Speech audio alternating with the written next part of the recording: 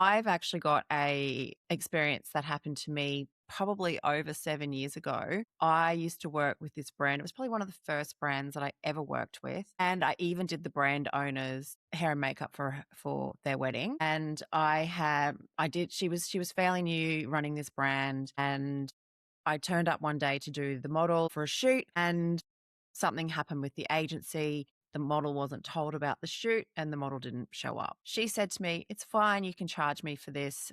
It's just how it is." Went back the next day, did the. I think if that person had come to me, I would say, first of all, you have to detach from your emotional response, which is, and I'm not saying it's easy. I've gone through addiction, Mm, and that would have been part of what fed the addictive beast.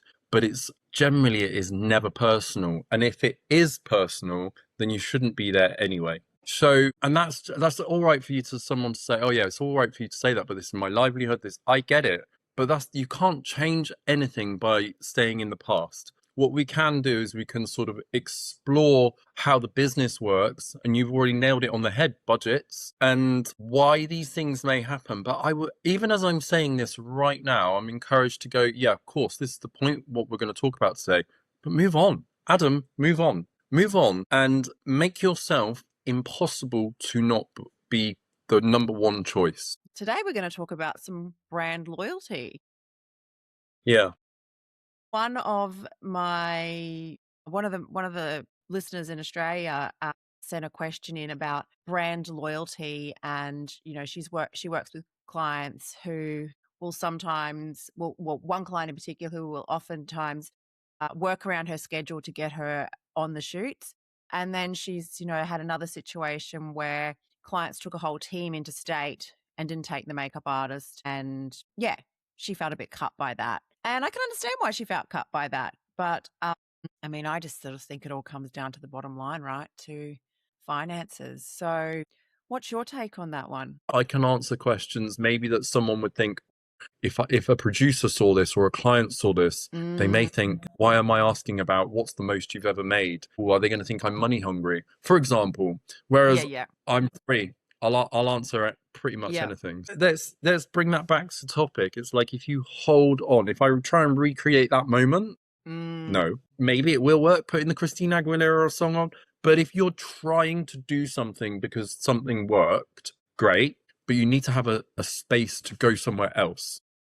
mm. Does that make sense? Makes complete So sense. that Yeah. goes straight back to the clients, thinking that Yeah. that client is always going to book you, and then going, oh, fuck, because you haven't got another potential opportunity or plan or structure or idea. Well, Mm. I mean, God, please don't sit there worrying about the client that didn't book you. Hi, Adam. Good morning from the UK. I've got the fabulous Adam Garland back again. Adam, your podcast was so well received. Everyone wants to be your best mate. So You? can you blame them, really? So I, thanks for coming no, back. thank you for inviting me back. No, thank you for inviting me back. And yeah, lots of love and respect to all of your followers and everybody who engaged. It was really touching, and I had a lot of fun. I'm on the spot now. I can't really remember where we went. We went everywhere from what I remember.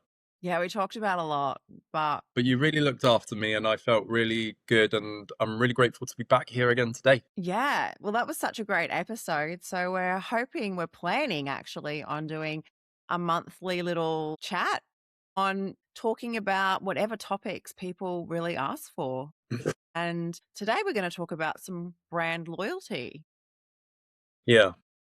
One of my one of the listeners in Australia sent a question in about brand loyalty, and she works with clients who will sometimes, well, one client in particular who will oftentimes work around her schedule to get her on the shoots, and then she's had another situation where clients took a whole team interstate and didn't take the makeup artist, and yeah, she felt a bit cut by that. And I can understand why she felt cut by that. But I just sort of think it all comes down to the bottom line, right? To finances. So what's your take on that one? I think if that person had come to me, I would say, first of all, you have to detach from your emotional response, which is, and I'm not saying it's easy. I've gone through addiction, Mm, and that would have been part of what fed the addictive beast, but it's generally it is never personal. And if it is personal, then you shouldn't be there anyway. So, and that's all right for you to someone to say, oh yeah, it's all right for you to say that, but this is my livelihood. This I get it, but that's you can't change anything by staying in the past. What we can do is we can sort of explore how the business works, and you've already nailed it on the head, budgets, and why these things may happen. But I would, even as I'm saying this right now, I'm encouraged to go, yeah, of course, this is the point, what we're going to talk about today, but move on. Adam, move on and make yourself impossible to not be the number one choice. Yeah, I completely agree with what you're saying. And as you say, that is easier, easier said than done at times, like to move on. I've actually got a experience that happened to me probably over 7 years ago. I used to work with this brand. It was probably one of the first brands that I ever worked with. And I even did the brand owner's hair and makeup for their wedding. And she was fairly new running this brand, and I turned up one day to do the model for a shoot, and something happened with the agency. The model wasn't told about the shoot and the model didn't show up. She said to me, "It's fine, you can charge me for this. It's just how it is." Went back the next day, did the shoot, and I didn't charge her for that day because I felt, I suppose, loyal to her, or I don't know. I And know, I'm cringing as you're saying it. yeah, I know. And I know that now. And then went on to do, I think, a few more shoots. Did one shoot, and then all of a sudden she stopped booking me. And this cut me. It really cut me for a long time. And she'd still speak to me on social media. It was during COVID time, asking me questions about if we're allowed to shoot and stuff. And I thought she was going to book me again. She didn't. She wasn't. She didn't. She had no intention of booking me again. And the one thing that has taught me is that I can't rely on clients to book me. No. I have to always be meeting new people, networking, creating my own work, maybe moving up in the level of, shoots that I do. But I will say that's taken me a long time to feel that way. That cut me for years. I had to mute her. I couldn't keep watching her shoots pop up on my page. It cut. They're wounds and they're scars that I mean, I'll say from my own experience, I echo that. That would have been a daily thing for me, not your exact situation, but like getting an option and then not getting confirmed and never getting an answer. I think that's also really important. And the message I've been sharing with people recently is a first option is not confirmation. So a first option is only a first option. And because Fashion Week is coming up, and when this comes out, people will probably be already at Fashion Week or going. I'm bringing people's awareness to the fact that a first option is not confirmation. So if you're traveling to London, New York, Milan, Paris on first options, you need to be prepared to not get any work whatsoever.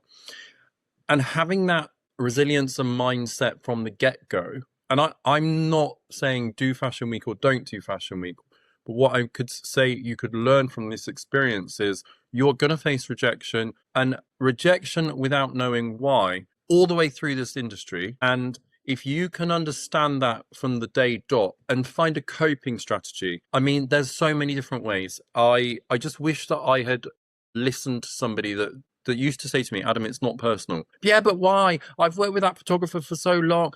Adam, it's not personal. And, we have those demons, don't we? We be there thinking, did I say something wrong to the producer?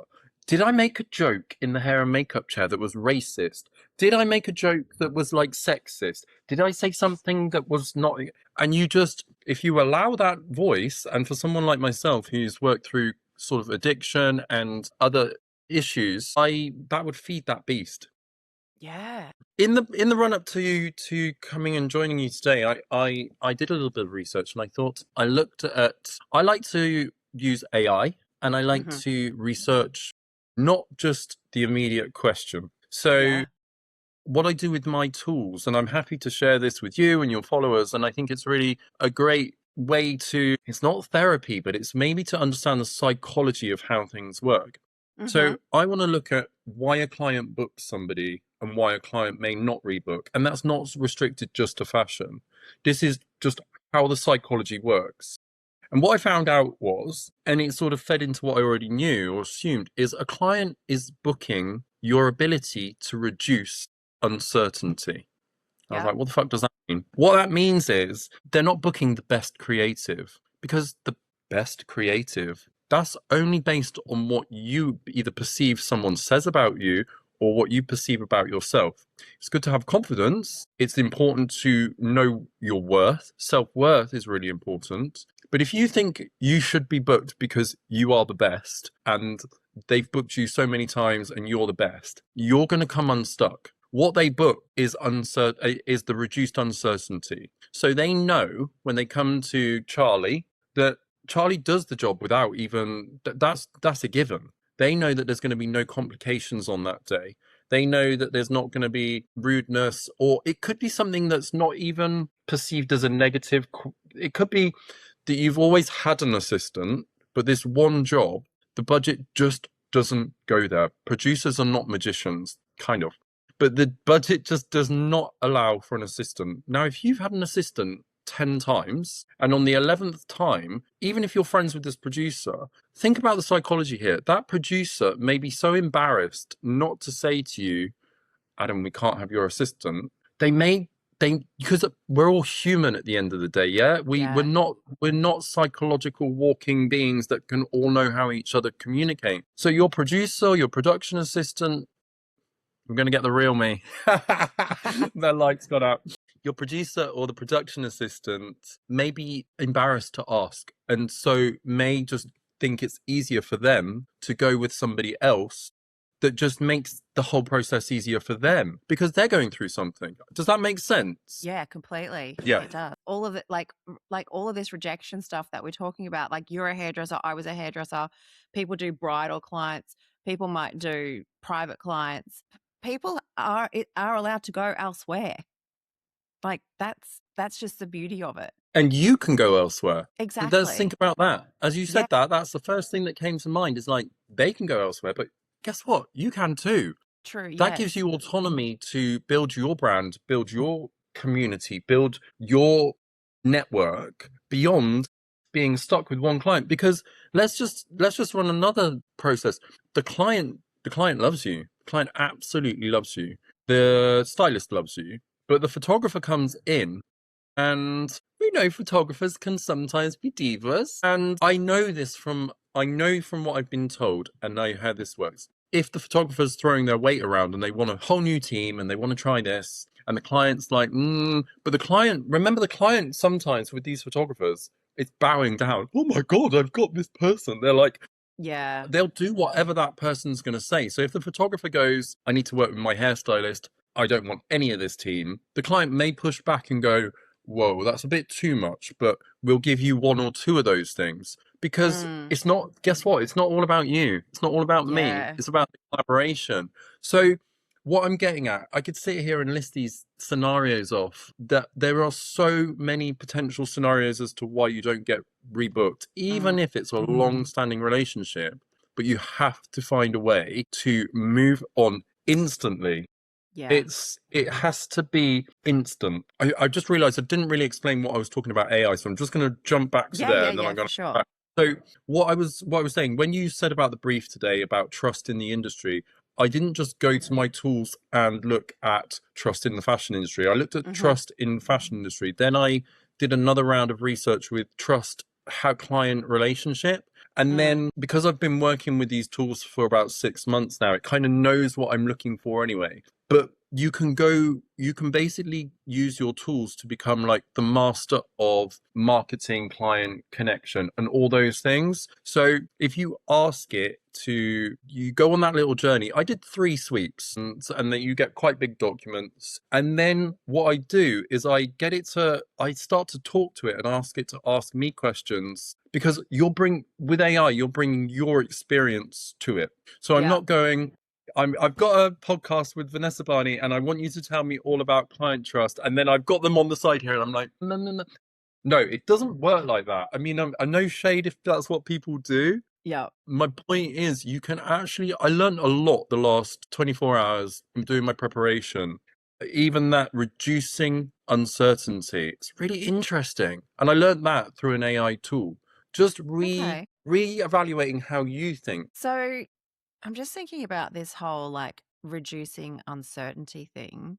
I guess that may be why people go to agencies to book the hair and makeup artist, because that in their eyes reduces uncertainty because I don't know, the people have done whatever they've done, or, you know, whatever agency they are with, right? And they've built the agent will have Yeah. built the relationship, the artist will have established themselves. So let's look at Guido, for example. In my opinion, still the top working hairdresser in the Yeah. world, has been there for decades, and he's at Mm. what I believe the top agency, Art and Commerce.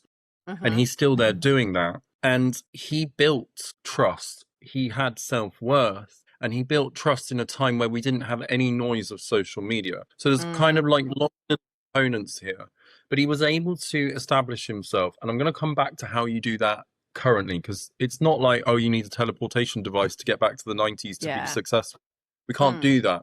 But he built trust and he built community. And, that was in a fantastic time. And he's still there. So Mm. it's not because Guido's the best hairdresser that he gets booked. It's because when Prada is spending £1 to £2 million on a Yeah. show, and it's yes, he's established a long relationship. However, they know that the minute they tick hair, Guido goes, yes, I'm available. They go tick. They don't have to think about hair again until the Yeah. test. Few references. They Mm. they don't they don't have to worry about he needs about 5 more assistants, or they just know there's Yeah. certainty. There is a Mm. big tick and it's done. So that is what you need to create, that Yes. kind of mindset about certainty in all areas. Just going back to the Prada reference as well, there'll be jobs that you won't get booked for, even if you're Guido, because a Prada client,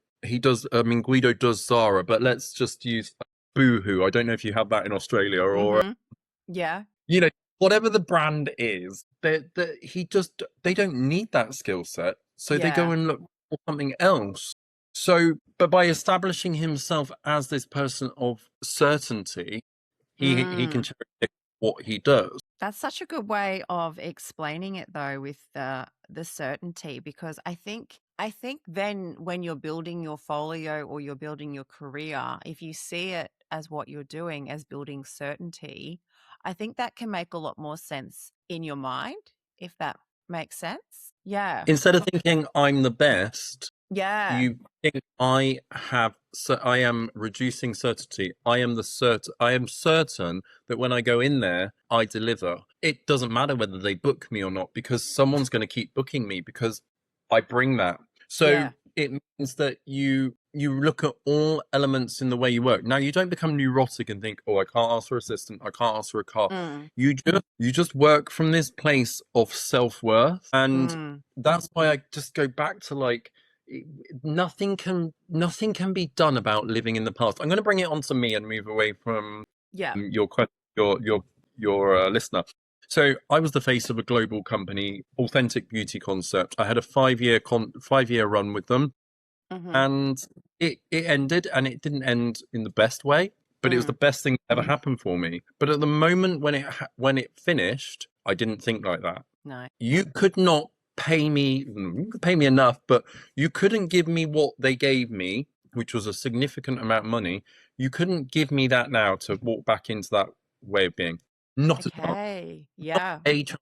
But I Mm. needed to take a year to Mm. understand that. And I needed Yeah. to look at myself, think about where I was going to position myself. I needed to be really honest with myself about the darker parts of me. So now I feel like I'm in a beautiful position of freedom, creativity that changes all the time. I'm talking to people like yourself. We're building a community.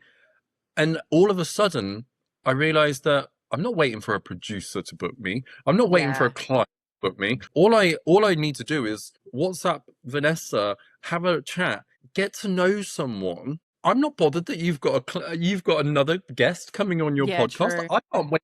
see your podcast. I'm Mm, like, oh, that one's really interesting. What I'm saying is, you don't, if you get so stuck in it, sometimes you miss the world beyond it. And I know yeah. we all do that.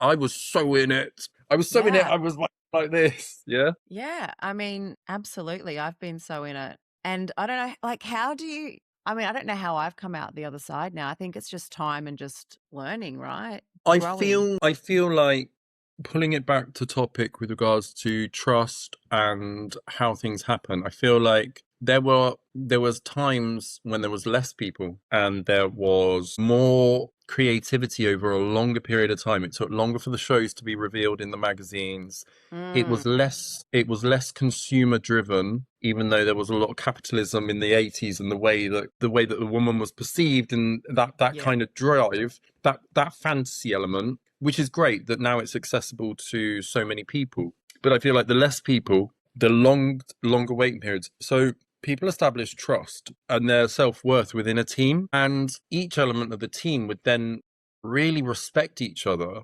And Mm, really, they knew that Pat McGrath would always deliver. They knew that Stephen Meisel built that network. It again goes back to that and reduced uncertainty. He just didn't yeah. have to worry. But at the same time, he also knew that there was a place to expand. There was a freedom. There was no fear. I think if you look at editorial and even advertising work, that's because I feel like it's boring. Everything's boring. Editorial's Mm, really boring over here anyway.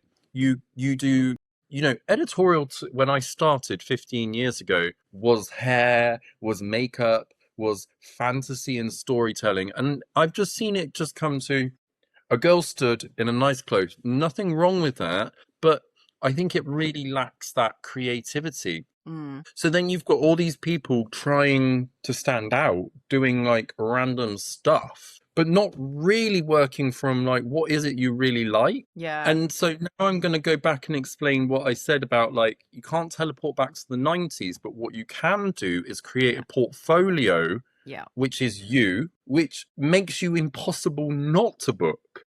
Mm, You work from here. You work from your essence, your heart. You work without all the noise of. If I do that image, because this is my process. yeah. If I do that image, then that person will see it, and hopefully I'll get there. And then if I get there, it doesn't work like that as much as it used to.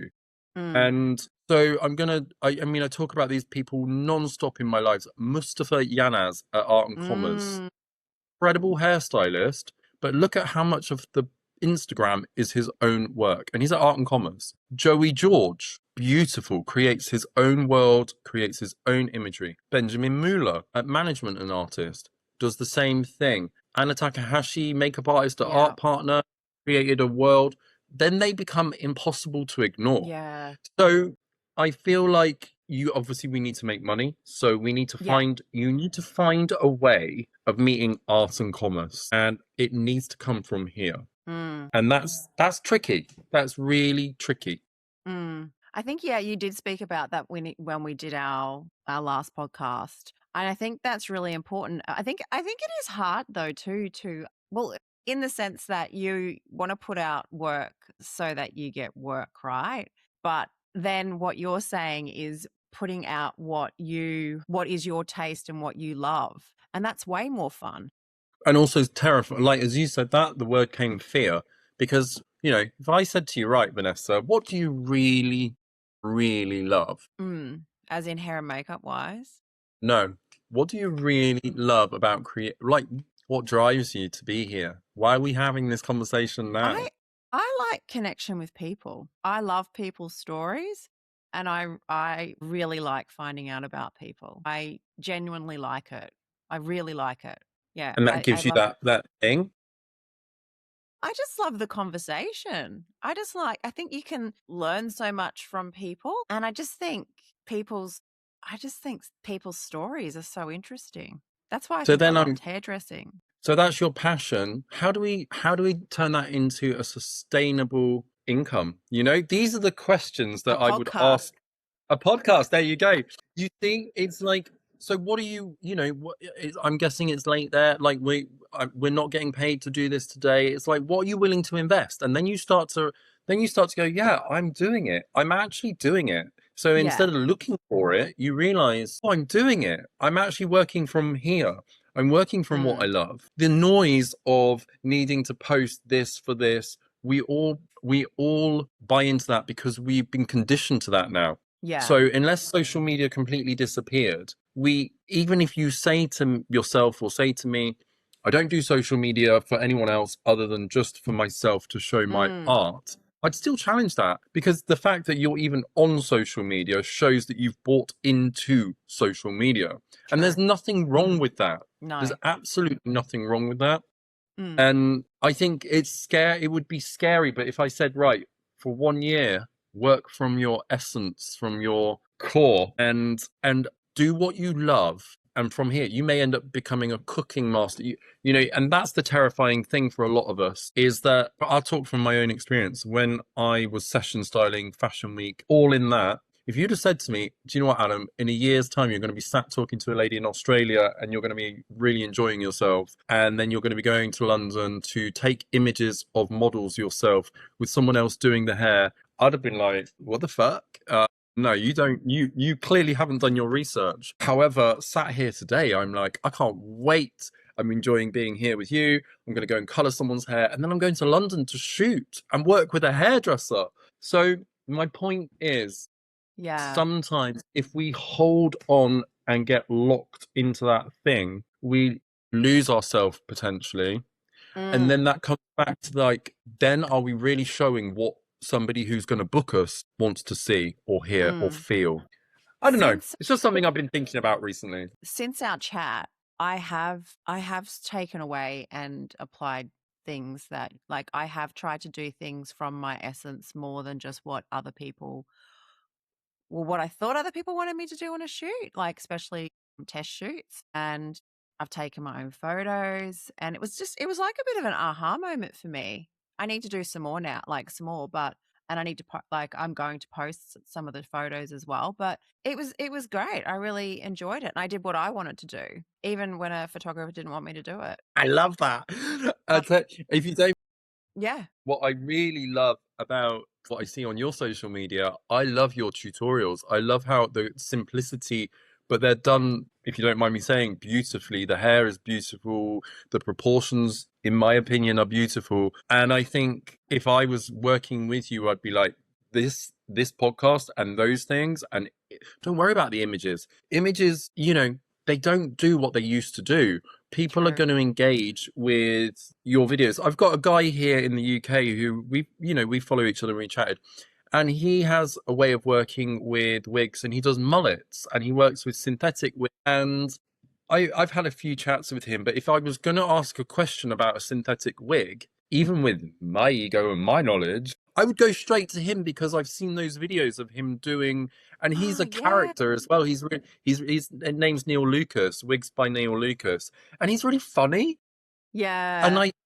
I said, he's like, I want to do this, I want to do this. I said, babe, I love watching your tutorials on wigs, but that's kind of a saturated thing. But your USP, from my opinion, is your humor. You're Mm, genuine. You're genuine when you do that as well. It's not like me trying to be funny in the moment. He's like very real. And I said, and I love what you do with the wigs. So if I had a question about a synthetic wig, you're in my mind. Is he the best?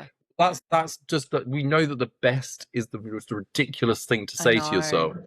Yes. So again, it's like he's working from what I perceive as his essence, and the Yeah. same like with your podcast, I see the passion, and when Yeah. I see your tutorials, I'm like, you're good at that. So it's like, why are we then going to dilute it with chasing something that we need True. someone else to see? If we've got these foundations, let's build. Let's just build, build, build. But Mm. that's my little outside observation. Good point. Good point. Sometimes you need an outside observation. Think we don't like asking for help, do we? As humans, as we just don't like asking for help. We see it as a weakness. I'm terrible at asking for help. Yeah. I'm even terrible at accepting help. People try and help me carry my bags to my car, and I want them to help me, but I can't say yes. It's weird. Why? Yeah. We feel there's a Like, sense of maybe guilt, and it's like, yeah, that taps into all sorts of other things. that's another that's a therapy session, Vanessa, not a That's a therapy podcast. session, and we're not doing that today. Talking of which, I have a phenomenal therapist called Ella McChrystal. If you want to go and watch her, she's got a couple of 100,000 followers, and Yeah. she's phenomenal. Ella McChrystal on all social media accounts. Had a session last night, and we've been working together for years, and we're kind of moving into this sort of business coaching, but with therapy. It's brilliant. She's phenomenal. And last night, I wrote it down as she said it, which really stuck with me, was the more you learn, the more you gain knowledge of something, the more you realize how much you don't know. Yeah. Loved that. I thought that was Yeah. brilliant. It was really humbling and really grounding. And we were talking about, like, as I'm building my archive, I'm building community, and it's like I'm saying to her, like, things. It's the year of the fire horse this year, so things for me Yes. have been going. I've gone like that 4 months, and it's like phenomenal. Mm. And she just was like, it was a little bit of grounding, I guess, is what I took from it was, and it was a very beautiful message. The more you learn and the more you think you know, the more you realize you don't. Mm. Yeah. Wow. But even I think the more you do our job, like the more you do hair and makeup, the more you try and do things, the more you realize you don't know. Like there's just so many different ways to do things. But when you get to a place, it's balance, isn't it? It's like refinement. Mm. And if I was going to do a detail, I know I can split this curl up, probably not on Mm. me now. I can create a little bit of movement and a little, there you go. And I can put that on the forehead. And I know from what shoots I worked on, they go, we love that. I know I can do that. And I became a bit, not a one trick pony, but I got up until the pandemic, I got booked again and again and again because I guess certainty. They knew Adam could find Yeah. that moment which took it from one thing to something else. Yeah. I got a bit stale because I got a bit lazy and I got a bit complacent and I didn't nourish the essence, the thing. And I Mm. almost got a bit cocky. I can walk on set and they're going to, and so if I look back at myself now and if I was going to talk to that Adam and say kind of like the advice I give to people now, I'd be like, yeah, you're good at that. Great. There are better people, there are worse people, but we don't do that. So come down a notch. What else can you do, Adam? Well, I do Fashion Week and I've got a brand. No, no, show me. Well, I'm waiting for the right photographer before I do. No, show me. Well, how? I don't have a photographer. Well, pick up a camera, get a Yeah. doll head, get a model. You live in London. Yeah, yeah, yeah. But I work 3 days a week. And so you've still got five. No, I can't do maths. 4 days off. My point is, we can apply ourselves wherever to get to that point of being certain in ourselves and being Yeah. impossible to ignore. But it's Mm. not simply going and picking up a doll head one day, doing something that you're really proud of and thinking, oh, well, I did what you said and it didn't work. It's like a 12-month minimum plan is what I'm sharing with my mentees. It's like, Yeah. if you're working full time or if you're working full time and you're making money, but you're coming to me and saying, but I want more clients, I want to get rebooked, or I want to do something different. I'm going to say to you, then working full time, you're lacking something in there. What are you working full time for? Or what are you busting a nut for? And if you're wanting something else, we have to make a compromise. You either need to reduce your outgoings, drop a day, and invest your time and energy into that day, or you need to work like a motherfucker in the evening. Can I swear on here? Of course. I've done it now. You work really hard. So you give up that Saturday. You give up the Saturday that you normally would, go to the gym, go and get the coffee, catch up with a few friends. If you're telling me you want something else because you're not happy with what's here, what are you going to do about it? Yeah, for sure. I think sometimes, like, when you do want to, I don't know, progress in some way, you have to say no to something else to get to where you want to be. If you're like, even like a job maybe that won't take you there, but then it'll give you more time to pursue that. Yeah, if it Is- means I don't go to Starbucks 5 days a week because I need that extra 30 quid and I don't go and I get a pizza on a Tuesday, so there's Yeah. another quid, and you do the maths. But this is where you've got to get really honest with yourself. And I'm not perfect, by the way. I need my Starbucks. Yeah. But if I was really getting honest with myself and saying, well, no, you don't need 5 Starbucks. And I skipped breakfast. I had breakfast at Starbucks this morning. So if I gave myself the advice I'm giving out to people, working out the money, well, I'm working to pay for those things, but those are kind of luxuries. I can make a coffee at home. I can certainly have breakfast at home, and I can invest that money into a wig or a new light or a tripod or something. So it is about facing yourself is probably the hardest thing. How good did the Queen for a Day reel do? TG Bedhead, we tagged you a lot and you did not respond. I'm coming for you. You had 2 accounts with so many comments and likes. We're happy to be the face of it too, aren't we? So happy, so happy. It was. I can't believe you don't have it in Australia. Well, we did, but you can't get it now. So I don't know why. Well, so if there's any distributors listening, any PRs listening, when Vanessa and I talked about TG Queen for a Day Bedhead, this product is used at Fashion Week with all session stylists. Yeah. But it's not just a session product. This is great for salon clients. This is a product that you are not going to feel in the hair, but it can do so much. And this will create texture. This will create volume. Please, Australia, you need to have this product. We need it back. And you can use it without getting your hands dirty, which I actually really, really love. It's very, it doesn't wet the hair too much either as a mousse, I find. Some mousses can be really is wetting. Everything. Yeah. It's everything. Yeah. You're going to need to bring a suitcase when you come home. I know. There's a chance I'll be heading over to interview Adam in person. We'll do a series. Amazing. I might be going over for work. So we're manifesting that it does happen. It is going to happen. It is going to happen. Sometime this year. Now, what other have you got any other products you're loving at the moment? So I feel like I'm levitating, transitioning to Australia somehow because I'm going to be talking about Isles formula. Now, I haven't actually used the products myself yet, but what I was going to talk about was Wendy Isles, who is an Australian session stylist. I'm just going to show you the book as I talk. So this is Wendy Isles and her work, and I'm just going to get a picture of the icon. She wrote me a lovely message. I ended up interviewing her, which I didn't expect.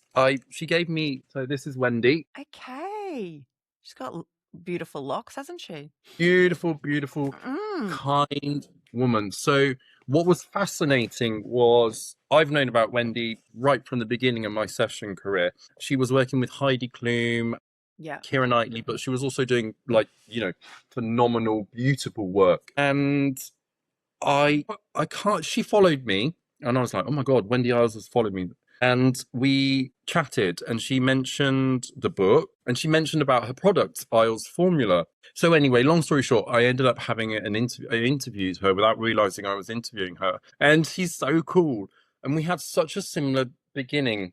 We had such a similar entry into the way we worked. So she was brought up in Australia on I think it was a poppy opium farm. And she was always taught about the formulas, about how things work. She was fascinated by that.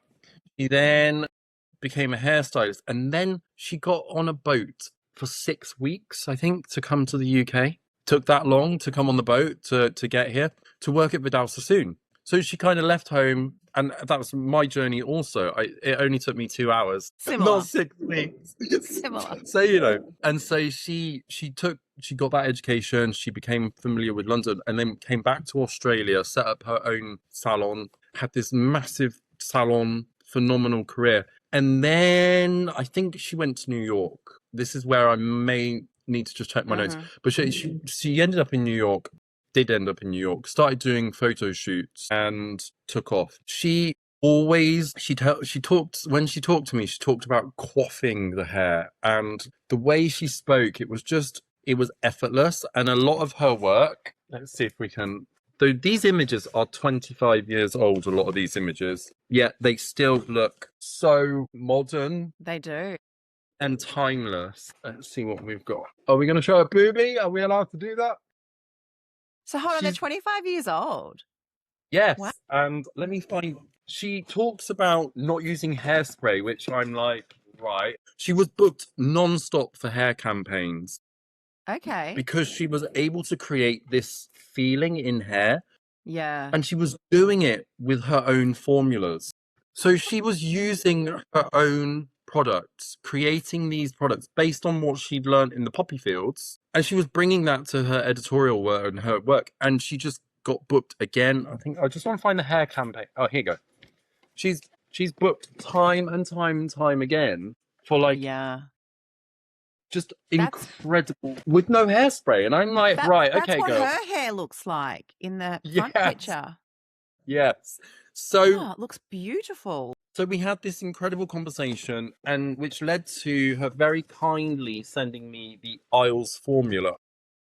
Oh, We've got a. I've not, as I said, I this is a root like rinse. I've not used them, so I'm not going to say anything about them. But what I can tell you about the products is this is Wendy's creation. This is her love. And when I spoke to Wendy, what was really interesting was she's a heritage brand. And what stuck in my head, especially coming away from a corporate brand myself, all she talked about, well, not all she talked about, but it was her essence. It taps into yeah. everything we've talked about. And I don't mean essence as in here. She grew up near the poppy fields. She understood how to combine products. This has taken a lifetime to do. She created these products herself. She had investment, and when I say investment, she had some of her celebrity clients said, "Look, we will support you. We'll buy you like 100 bottles of shampoo." I can't remember the exact amount, but minimal investment, Mm. but they believed in her and they believed in the product. And that was 15, 20 years ago.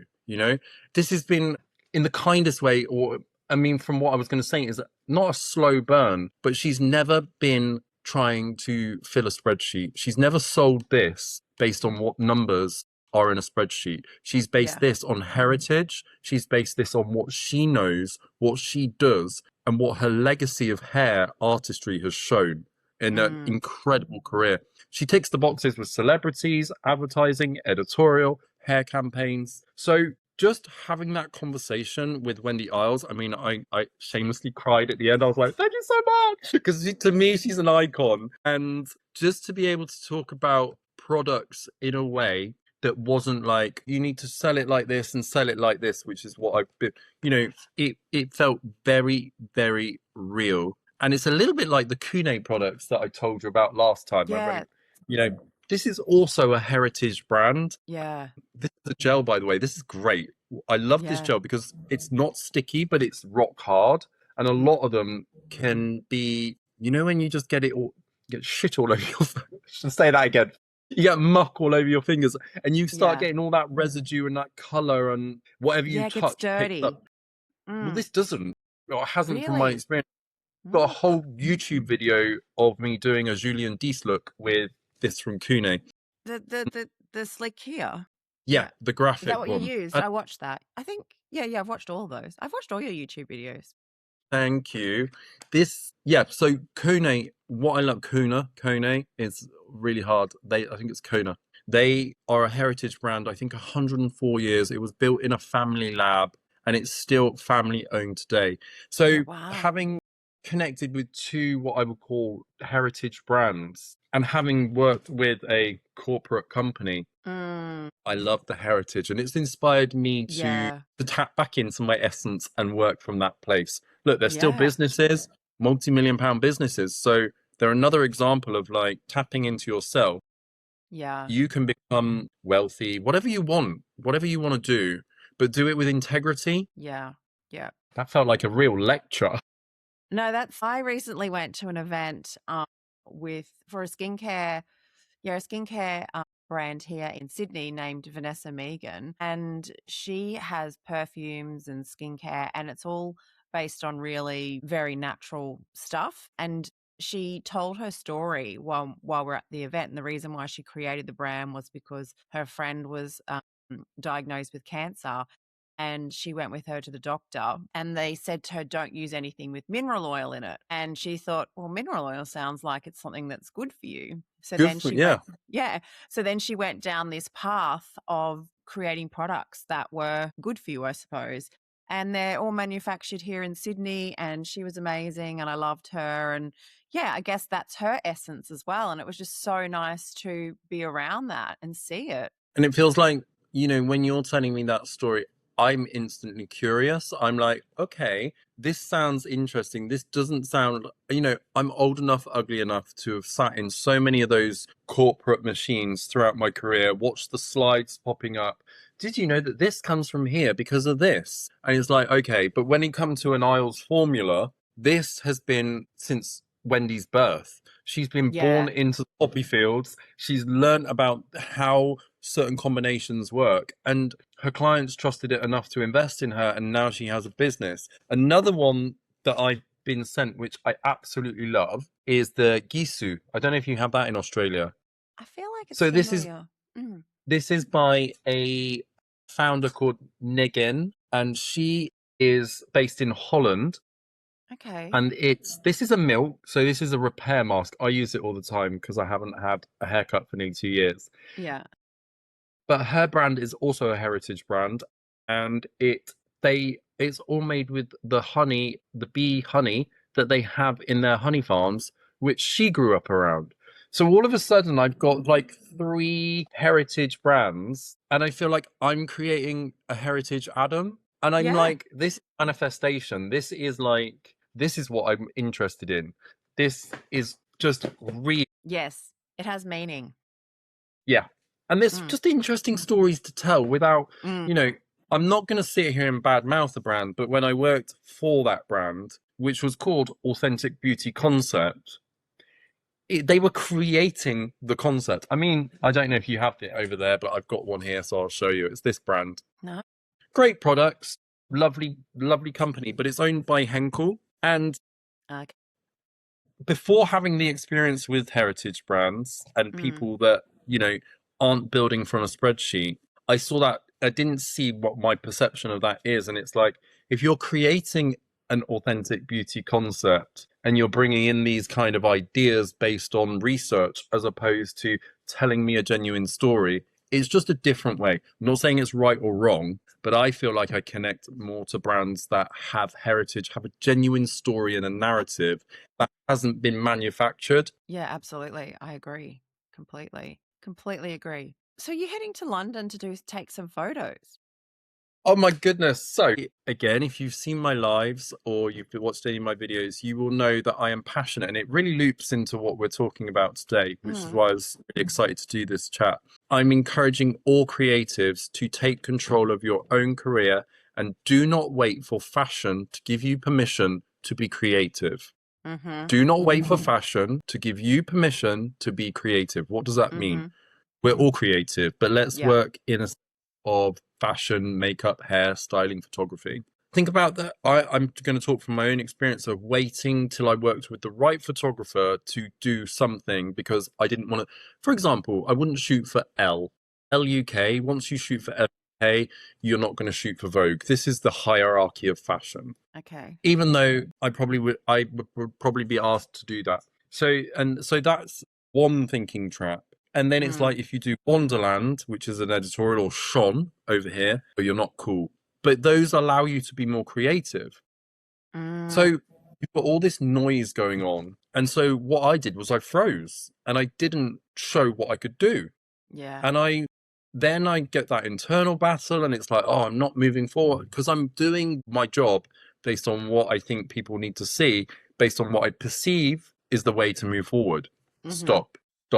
You can take control of your own career by picking up your phone, getting a little square light, and taking pictures. And Mm, you go, oh, I don't want to be a photographer. No, I don't want to be a photographer either. I'm not claiming to be a photographer. mm, Have I invested time and money? Yes. I've gone to an extreme and learned how to use a program called Capture One, which we've probably all seen, by mm. the way. You've probably seen Yes. it. Do you know? Yes. Would you know how to go near it? Would you know how to, but you could, because unlike creativity, which I can't teach you, learning a program, learning how to set this podcast up, learning how to do anything which I call 1, 2, 3, A, B, C, Yeah. you can do. Not going to be Okay. easy, Mm, not easy at all, but you can do that. And we have a thing called the internet and the University of yeah. YouTube. So I picked up the camera and I think I've had an eye even before I worked in fashion. I used to take pictures of things, not claiming to be inspired by a photography or knew nothing about it. but I definitely knew what to do. Yeah. Creativity and not waiting for permission. So, Mm-hmm. so we're all photographers. Yep. You have definitely taken a picture on your iPhone, Yes. so you know how to frame. Mm-hmm. So you could take a picture of your own work. You have got a light in front of you now. I've Yep. got a light in front of me now. So you have knowledge of light. That's before we even go into the level of experience that you have from being on set and things that you will take for granted that you just know intrinsically, feel. You know where the light is coming from. You may not understand how it hits a surface. You may not understand the relation to camera settings, but you know that a light is coming from here. You know that a polyboard here is doing something. You may not know what it's doing today, but very quickly, if I tell you the dark side is going to block out shadows, the white side is going to bounce light, you go, oh yeah, of course, I knew that.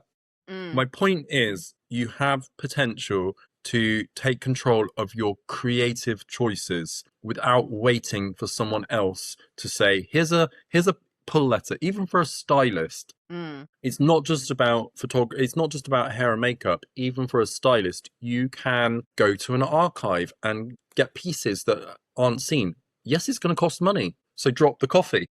Yeah. So I'm going to London. I'm very excited about this. And another Aussie, by the way.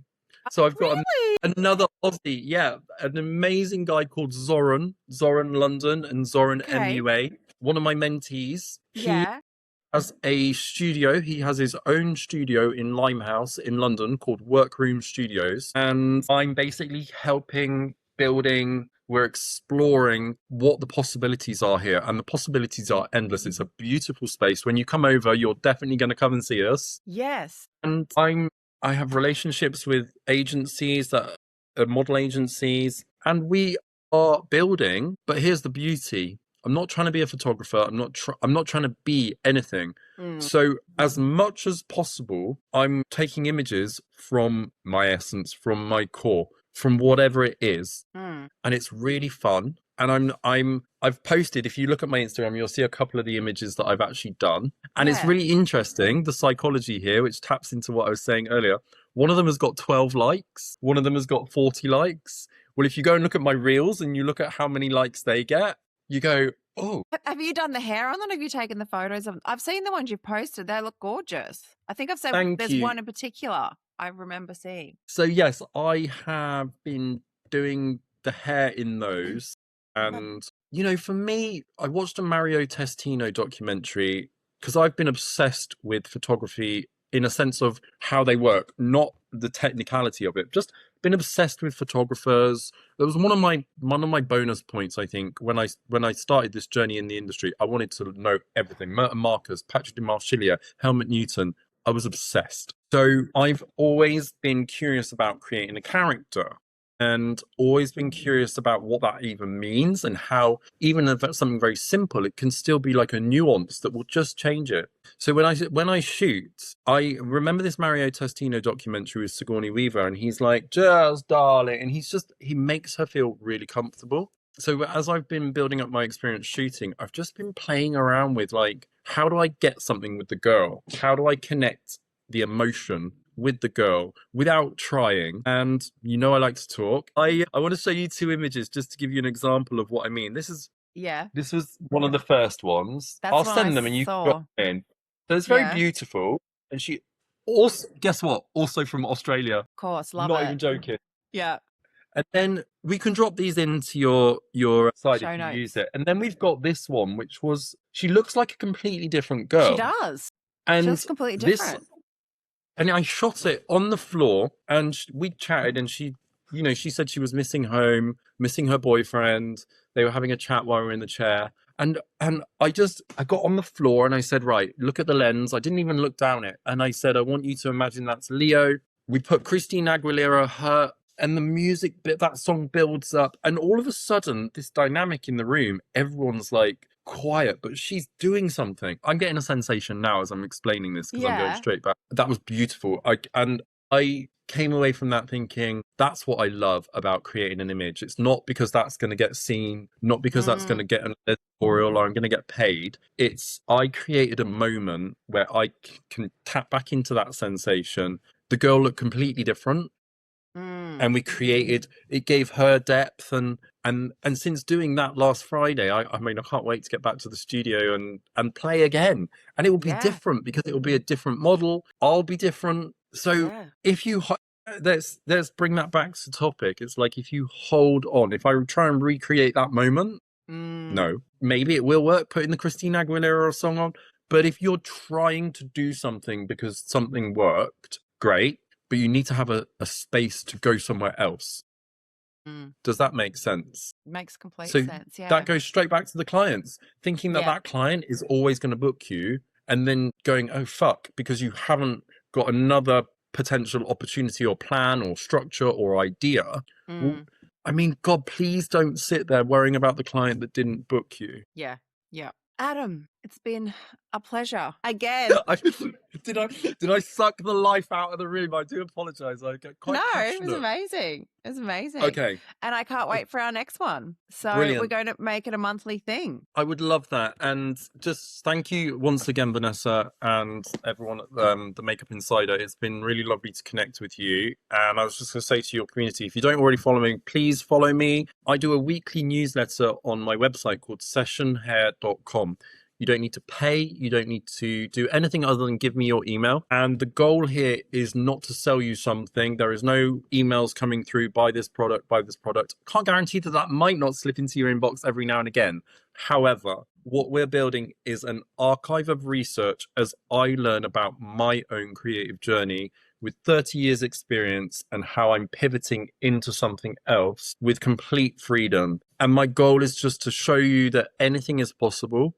And that we're all creative and that we can all make creative choices and find some level of happiness.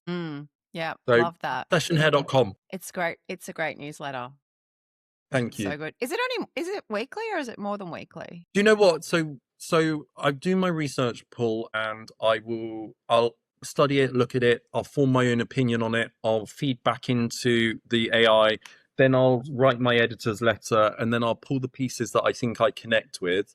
And it can go 3 times a week, or it can go once a week.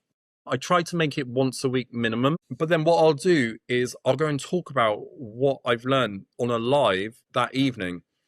And I think that's what I learned actually at Tony and Guy was about becoming an educator. Every time you teach something, you reaffirm that information. Every time you do a reel, and you, that's why your work looks so beautiful, because you have a consistent way of capturing, editing, and the work is great. So you're building, every time you repeat and do and tweak, you just become stronger and stronger and stronger. So I kind of do my research, put it in the newsletter out, and then I sit and go live and talk about my newsletter. And then people throw questions up, and we start to just have these conversations, which a lot of people are afraid to go near that are in the industry.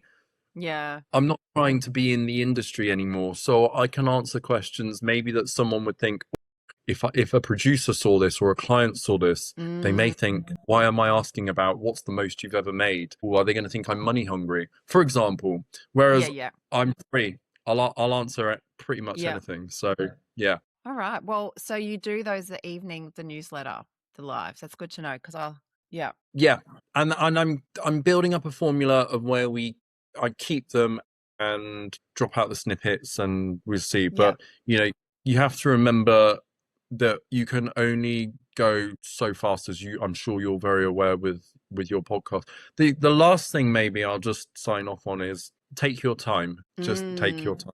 Time is your best investment. You're not in a rush. Thanks, Adam. Thank you so much. Really appreciate being here again.